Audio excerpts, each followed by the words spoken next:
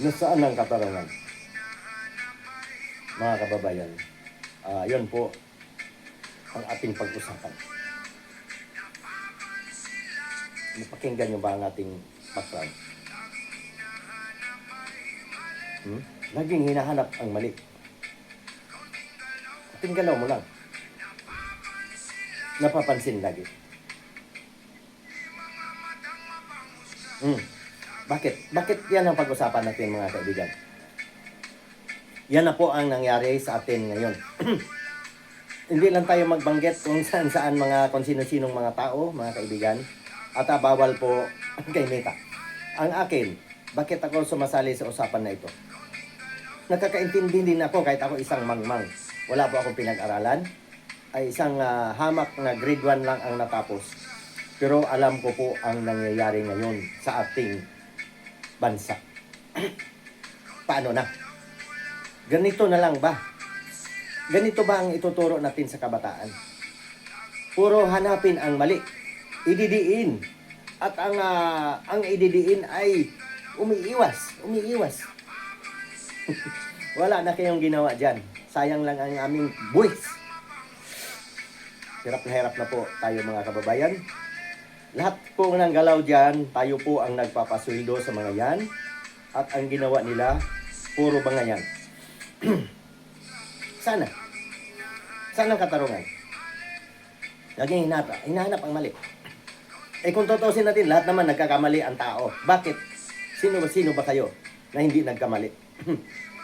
Pero mga kaibigan, alam mo kasi, pagka ganyan ang ganyan, ililigtas lagi ang sarili, wala na po mangyari sa atin. Tayo na lang po, mga kababayan. Nakita nyo naman, kung naobserbahan ninyo, ilan na ayaw ko magbanggit, ayaw ko naman na bastusin ng ating mga batas. Pero nakikita ko ngayon na kanya-kanya ligtas sa sarili. Wala nang, hindi na iniintindi ang mga mahirap. Tayo, ang nagbayad ng buwis, hindi na po iniintindi. Kundi sila na lang lagi nagbabangayan, nagpapagalingan, at para pagdating ng eleksyon, mapapansin. At magkakamali na naman tayo pagboto. Yan po ang ingatan natin, mga kaibigan. Nakita nyo? Marami daw trabaho. Bakit? Banggitin natin, marami daw trabaho sa Senado. Mayroon ba? Parang naka-aircon lang doon Kain-kain Kaya po, alam ba ninyo na, mga kaibigan, para wala lang mahanap na mali, gagawa po tayo ng tama. Yun lang naman Kasi kung pag ganito ang daan natin, iligtas natin ating sarili, siraan natin ating kapwa, mayroon yan maghahabol mapupuno na yung mga kulungan. Kung korupsyon ang hanap natin, napakadami. Mula sa malaki papunta sa maliit. Kasi yun na po ang kaugalian ng tao. Di ko naman sa ibang bansa, di ko naman siguro masabi na Alam mo ba doon sa ibang bansa, nung panahon ng lockdown, ng COVID, yung mga ayuda nila, nasa kalsada lang daw yung mga mayaman. Dito, subukan mo, mga ayuda, kukurakutin pa. Yun po ang ugali na hindi maganda. Lagi pong nagkakamali. Tapos pagka hinusgahan mo, siyempre magre-reklamo. Dapat po ang ating pong damdamin, ang ating linisin, bago po tayo manghusga ng iba. Hindi po natin makukuha sa liderato yan. Kukunin mo lahat ng kapangyarihan. Diba? Iupo mo lahat ng kakampi mo.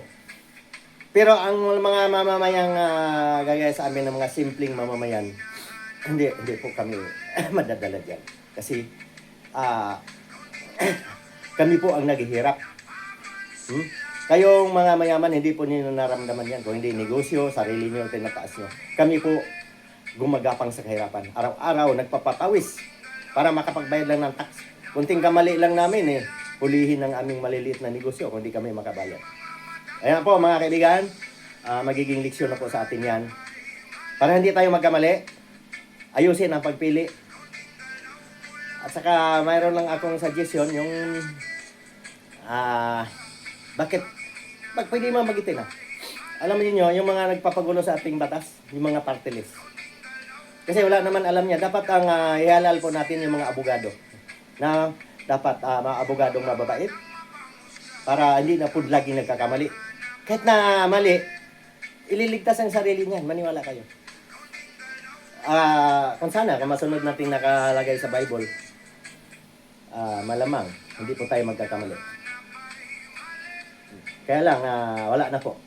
Noon pa naman, pinag-awayan na itong Bible eh.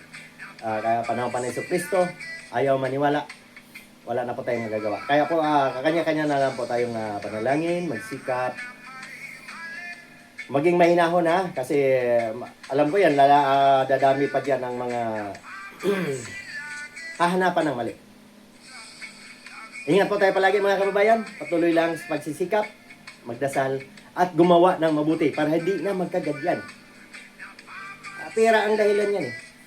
Ang pera, dapat huwag natin sambahin. Ingat po tayo palagi.